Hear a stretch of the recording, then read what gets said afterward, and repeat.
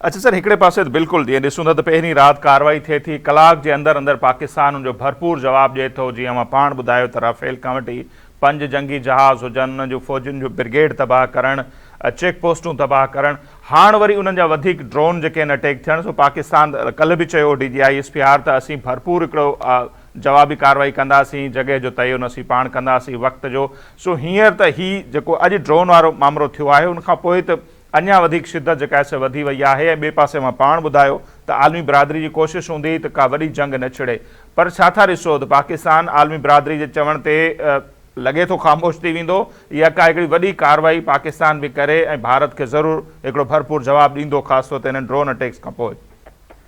ॾिसो, इन में अहिड़ा फ़ैसिला क़ौमनि खे करणा पवंदा आहिनि त छा असां जेको आहे सो जवाबु ॾियूं इन एग्रेशन जो, जेको मुंहिंजे ख़्याल असांखे बहरहाल ॾियणो पवंदो, छाकाणि जो it is kind of responsibility आहे। ऐं प्लस पाकिस्तान एज़ हिकिड़ी ख़ुदमुख़्तार स्टेट जे हवाले सां उन ते कयल हमले खे कॾहिं बि अनसेटल नथो करे सघे, त उहो सेटल त असांखे करिणो पवंदो।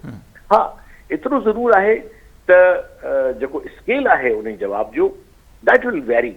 जेकॾहिं India in E war path ते आहे त definitely it will be a robust and very very very very repeating again हिकिड़ो तमामु इफेक्टिव जेको आहे सो जवाबु हूंदो।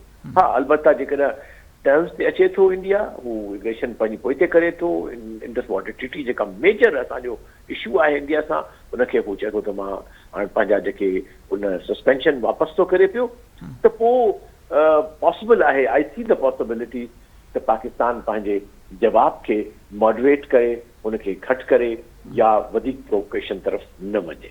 इहो हिकिड़ो कंडीशन आहे, बट छा इहो पॉसिबल आहे, उहो इट्स टू अर्ली टू से। हालात तमामु ख़तरनाक, तमामु हसास आहिनि। हिन में अञा बि कुझु प्रिडिक्शन सची ॻाल्हि आहे, कुझु कोन थो करे सघिजे त हिंदुस्तान जी नियत छा आहे। असां तयारु आहियूं एज़ अ कॉम, एज़ अ स्टेट, एंड इंशाल्लाह we are there to respond on all scenarios जेके बि नज़र अचनि था, जंग जे लिहाज़ सां बि ऐं पीस जे हवाले सां बि। So I think that is how a responsible state always behaves. बिल्कुलु।